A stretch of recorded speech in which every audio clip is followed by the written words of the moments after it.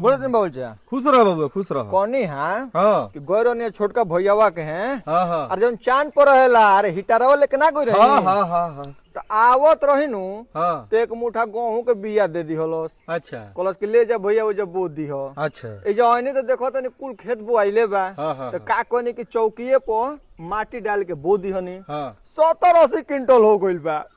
कहलिस तो हमरो यादे पड़ गइल। अरे हमू ना करे सूरज पर छोटका लड़का के हैसिया लेके अरे उन्हें सावत खान हमरा के एक मुठा गेहूं दे दिहलस कि लो बाबूजी गांव में जाके बो दिहो। अच्छा। हमें जानी तो कहनी कि साला कहां बोई एक मुठा गेहूं तो चाहवाला कपटिया ना होला ओकरे में माटी डाल के बो दिहनी 70-80 कुंटल तक काट के अभी तक ले बेच दिहनी।